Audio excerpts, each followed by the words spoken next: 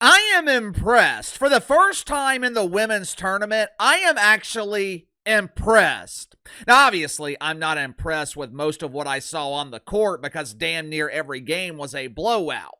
There were 63 games in the women's tournament. With that large of a sample size, I'm not expecting every game to be close, but I'm at least expecting some of them to be competitive.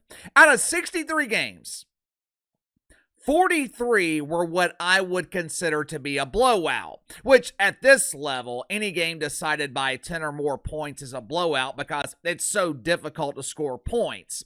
If this were the NBA, 10 points would be a relatively close game, but when you have some teams struggling to break 50 points, 10 points is a large margin of victory. 63 games, 43 blowouts. That is damn near 70% of the tournament.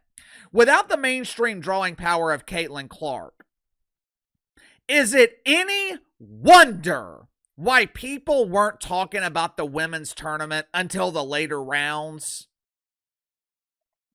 I was disappointed in the Final Four. I was damn sure disappointed in the national championship game, but I was impressed with their ratings. I saw Jemele Hill on social media over the weekend complaining because the women's championship was not in prime time. Game was broadcast in the middle of the afternoon on Sunday. Smelly Jemele, she was doing what she does best, whining and complaining.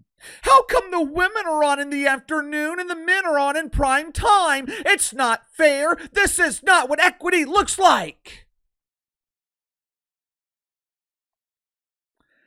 Maybe the networks didn't want to set the precedent. Maybe ABC and ESPN didn't want to set the expectation that the game would air in prime time every year.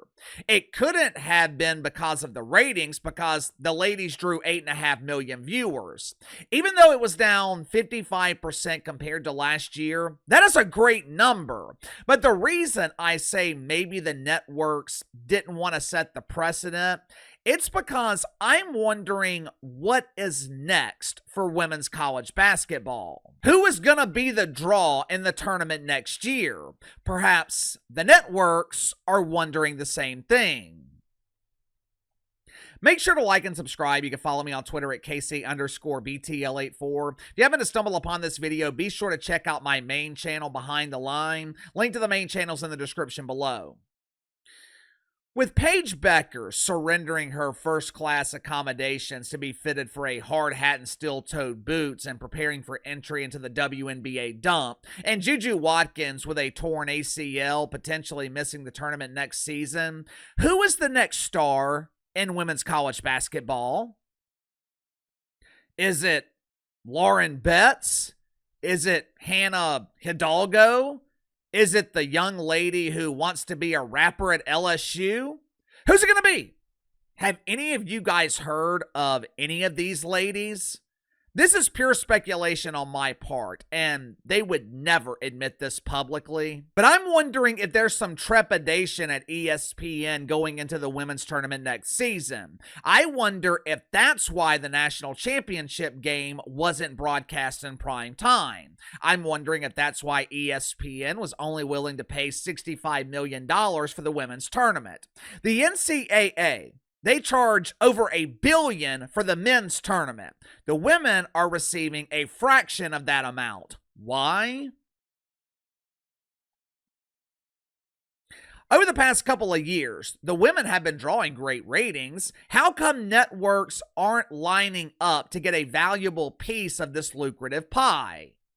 Maybe, just maybe, they were concerned that the popularity of women's basketball was a fad. Maybe they were concerned that it was trendy for a brief moment and it would eventually return to normal.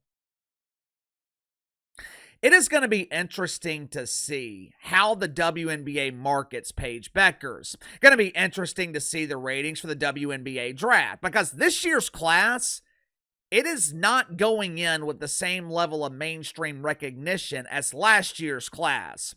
Women's college basketball, it wasn't a topic of national conversation until the Final Four, maybe the Elite Eight.